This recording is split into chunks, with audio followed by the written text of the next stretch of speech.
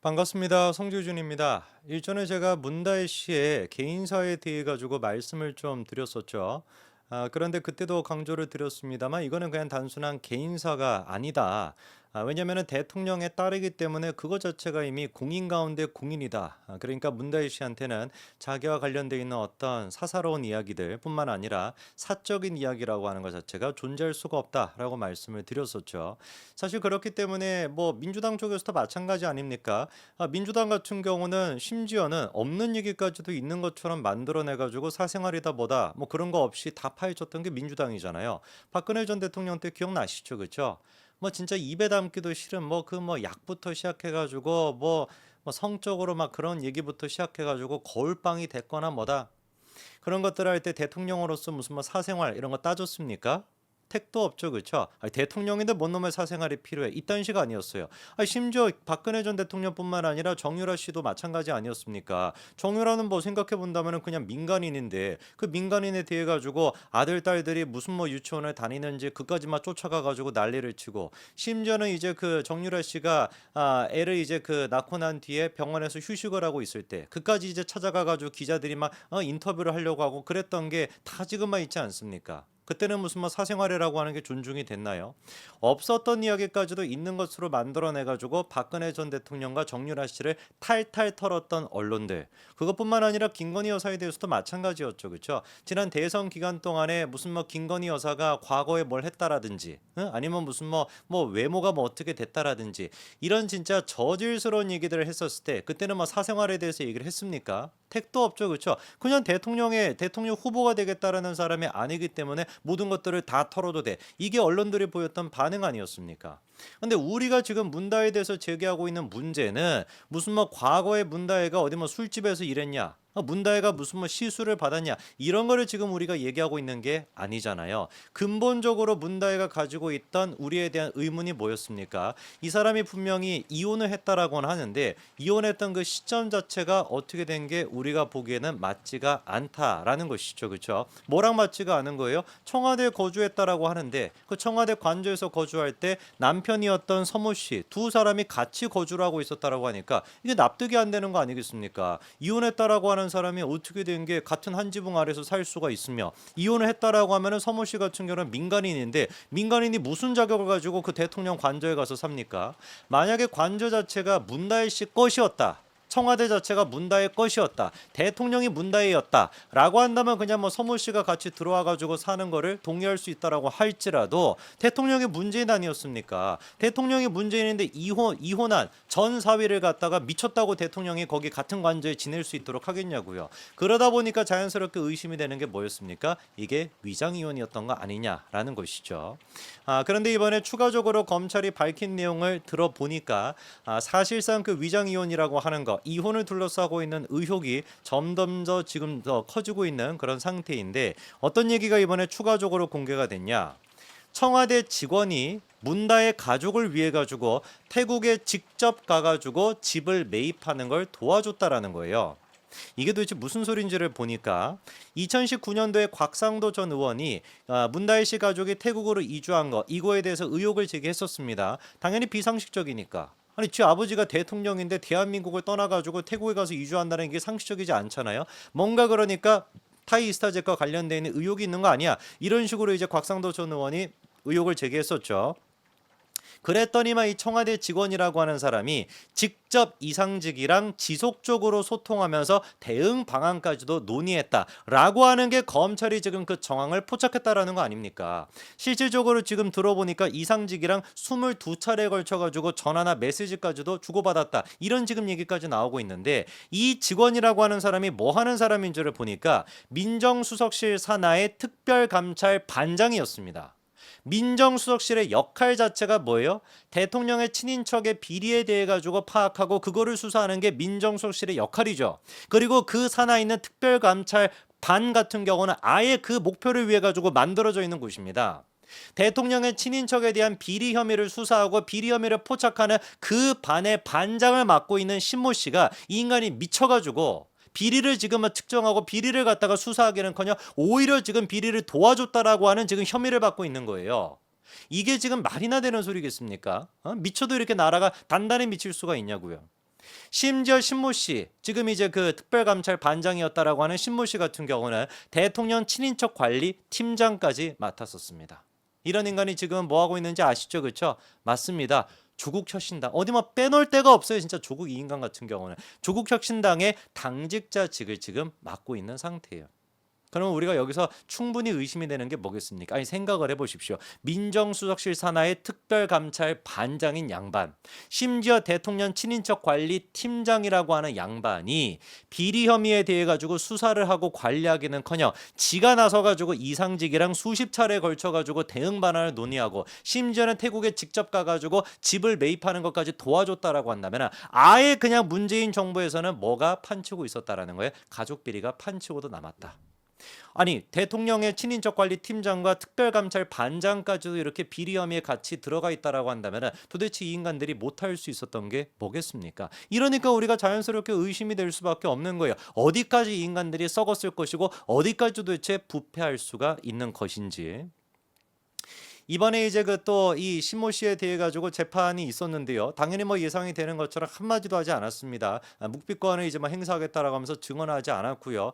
그리고 또 그 현장에 이상직도 있었습니다. 의아하죠, 그렇죠? 이상직 같은 경우는 지금 교도소 빵에 가 있는 분인데 어떻게 재판에 와 있는지를 보니까 영상 중계를 통해 가지고 증인 신문을 지켜봤다라고 합니다. 그래서 신모 씨가 하고 있는 얘기, 뭐 얘기는 안 하고 그냥 입을 다물고 있었는데 그거를 쭉 듣고 난 뒤에 발언권이 이제 부여가 됐는데 당시 이제 이상직이 했던 얘기는 존경하는 재판장님 할 말이 없습니다. 이렇게 얘기하고 아무 얘기도 하지 않았다라고 합니다. 진짜 기가 막힌 일이죠, 그렇죠? 이런 인간들까지 아예 그냥 대통령의 지금 뭡니까 친인척 관리팀장 그다음에 특별감찰 반장조차도 이렇게 비리 혐의에 연루가 돼 있다라고 한다면은 도대체 청와대가 왜 이렇게까지 직접적으로 나서가지고 문다혜라고 하는 사람을 지킬 필요가 있었던 것일까? 저는 진짜로 의문이거든요. 그렇지 않습니까? 아니 문준영이 같은 경우도 이런 식으로 전담 마크를 안 할 텐데 왜 도대체 문다혜 같은 경우는 이런 식으로까지 전담 마크를 하냐? 아니 지가 태국에 가가지고 지가 지금 못 구합니까? 지가 무슨 뭐 돈 못 법니까?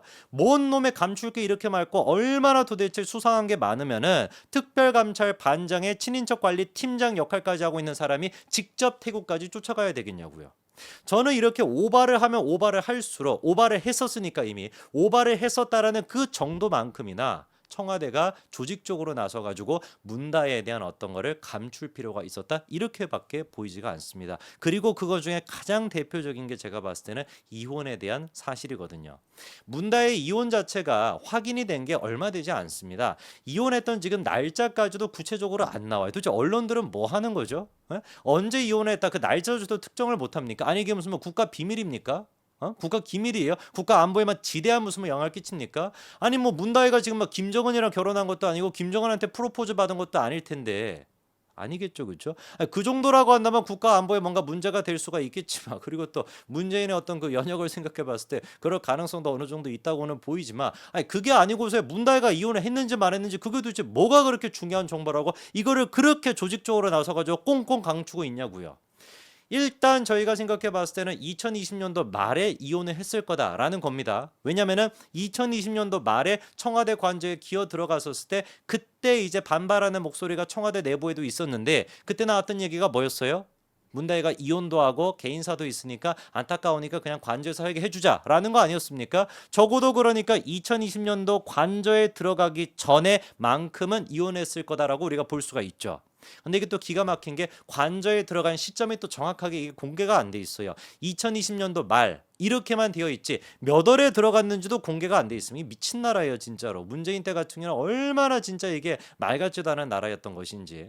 자 그러면은 2020년도 말 정도 즈음에 이혼을 했다라고 우리가 예상해 볼 수가 있는 것인데 아까도 뭐 제가 지나가면서 말씀을 드렸습니다만 2021년도 말에 분명히 이제 그 서모 씨라고 하는 사람이 청와대에 거주했다라고 하는 거는 언론 보도를 통해서 확인이 됐습니다. 그러면 이혼한 지 1년 정도가 된 시점인데 1년 정도가 된 시점까지도 서모 씨가 누구랑 계속해가지고 교류하고 있었다라는 거예요. 문다혜 씨랑 교류하고 있었다라는 것이죠. 이것만 보더라도 우리가 위장이혼이라고 의심이 될 수밖에 없는 거 아니겠습니까? 그렇잖아요. 이혼한 지 지금 1년밖에 안 됐는데 그리고 이제 그 확인이 된 게 1년 이후에도 살고 있었다라는 것이지 그 전에도 살고 있을 가능성이 굉장히 높습니다. 그리고 제가 지금 말씀드릴 거를 쭉 한번 들어보시면 아시겠지만 사실상 제가 봤었을 때는 아예 그냥 2021년도 초반부터 2020년도 말에 문다혜가 청와대 관저에 들어갔고 관저에 들어간 직후 2021년도 초반에도 서모 씨라고 하는 사람이 청와대 관저에 거주하고 있을 가능성이 굉장히 높아요. 왜 그런지를 제가 좀 몇 가지를 보니까 일단 2021년도 3월 달에 언론 보도가 나왔던 거를 보면 이렇게 나와 있습니다. 서모 씨는 아직 해외에 체류하고 있는 것으로 보인다. 이게 2021년도 3월 달 기사입니다. 이유가 뭐냐? 서모 씨의 주소지가 서울시 종로구 평창문화로 65로 되어 있는데 평창문화로 65를 찍어보니까 주택이나 어떤 뭐 별장 같은 게 나오는 것이 아니라 주민센터가 나오거든요. 주민센터로 일단 주소지를 등록해놨다라는 건 뭐겠습니까? 자기의 어떤 거주지가 없다라는 거예요. 서모 씨가 소유하고 있는 어떤 주택이나 별장이나 아파트 같은 게 없다라는 거죠. 그렇죠? 그렇기 때문에 어떻게 해놓은 거예요? 해외에 이제 한 3개월 이상 체류한다라고 한다면 어디 자기의 주소지를 해놓을 데가 없으니까 그래가지고 주민센터로 이렇게 임시로 해놓지 않습니까? 자, 그러면 이거를 통해서 우리가 알 수 있는 게 두 가지가 있는 거예요. 첫 번째 같은 경우는 2021년도 3월까지만 하더라도 서모 씨가 어떻다? 대한민국에 따로 어떤 집을 주거지를 가지고 있지 않았다라는 것이죠. 그렇죠? 그리고 두 번째로 알 수 있는 게 뭐냐면 왜 하필이면 평창문화로 65냐 이거예요. 이미 그러니까 2018년도 4월 달에 문다혜 씨한테 구기동 빌라를 갖다 증여를 해줬죠. 그리고 그 빌라 같은 경우는 문다혜 씨가 어떻게 했습니까? 팔아버린 상태입니다. 이미 이게 2018년도에 다 정리가 된 일이란 말이에요. 그러면 만약에 이제 그 서모 씨라고 하는 사람이 나중에 자기 어떤 그 해외 체류로 인해 가지고 2018년도 그 이후에 이제 또 2019년도에 태국으로 가게 되니까 그때 이제 자기 주소지를 등록하겠다라고 한다면은 구기동 근처에다가 뭔가 등록하는 게 맞겠습니까? 아니면 자기 엄마 아빠가 주택을 가지고 있는 양산 근처에다가 등록을 하는 게 맞겠습니까? 당연히 상식적으로 봤을 때 양산 근처에 있는 주민센터나 거기다 하는 게 맞겠죠. 왜? 구기동에 같은 경우는 자기가 갖고 있는 아파트나 빌라가 이제 아무것도 없는 상태니까. 그런데 어떻게 된 것인지 서모 씨 같은 경우는 구기동 빌라 근처, 그러니까 구기동에 있는 그 평창동 주민센터에다가 그걸 했는데 여기가 하필이면 또 어떻다라는 거예요? 청와대로부터 10분, 차로 10분 정도밖에 걸리지 않는 그런 거리에 있다라는 것이죠. 애당초 그러니까 우리가 예상할 수 있는 거는 2021년도 3월 달 그때 같은 경우도 이미 서모 씨가 거주하고 있던 지역은 어디였다? 평창동 주민센터 근처, 즉 청와대 관저에서 거주하고 있었던 거 아니냐? 이렇게 우리가 의심할 수 있다라는 것이죠. 그게 아니고서는 애당초 그냥 서모 씨의 주거지가 어디로 등록이 돼 있었어야 되니까 아무런 어떤 지금 주택도 없고 아무런 어떤 빌라도 없는 그런 어떤 그 평창동 주민센터가 아니라 양산에 있었어야 되니까 말이죠. 효자동 주민센터 같은 경우는 청와대 근처라고 하는 것이 아니라 청와대 입구에서 달려가면 1분 내에 갈 수 있어. 그냥 입구 바로 앞에 있는 곳입니다. 거기에다가 자기에다 주소지를 갖다가 해놨던 거예요. 그러면 우리가 종합해 봤을 때 알 수 있는 것이 뭐냐? 서모 씨의 주거지가 왜 도대체 2021년도 3월 달 문다혜 씨가 귀국한 직후까지도 왜 도대체 청와대 인근의 평창동 주민센터로 등록을 해놨을까? 예상해 볼 수 있는 건 뭐겠어요? 문다혜랑 마찬가지로 사실상 서모 씨의 그 주거지, 자기가 일상생활을 보내고 있었던 곳도 어디였기 때문에 애당초 청와대 관저였다 보니까 청와대 관저 제일 근처인 어디에다가 평창문화로 65 여기 주민센터에다가 자기 주소지를 해놨을 가능성이 높다라는 것이죠. 그게 아니라고 한다면 지 엄마 아빠가 살고 있는 그 양산에다가 거기에다가 주민센터에다 등록을 해놔야 되는 것이지, 자기가 지금 집도 안 갖고 있는데 무슨 연고가 있다라고 청와대 근처에다가 평창문화로 65 여기에다가 주민센터로 등록을 해놓겠습니까? 2021년도 3월 달까지.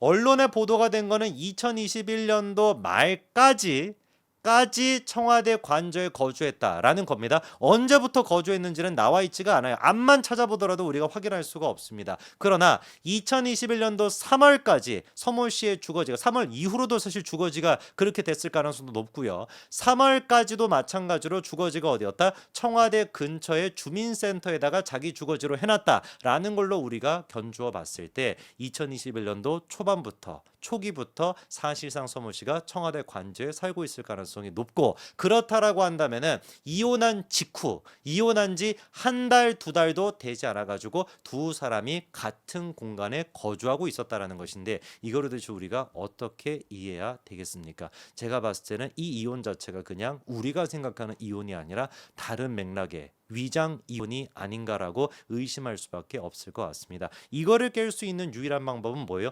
도대체 문다혜가 언제 이혼을 했고 그 날짜, 그리고 언제부터 청와대 관저에 있었던 건지 이것만 공개되면 끝날 일입니다. 왜 이게 도대체 공개가 안 되는지 모르겠어요. 이게 무슨 뭐 국가 기밀도 아닌데 말이죠. 여기까지 말씀드리겠습니다. 감사합니다.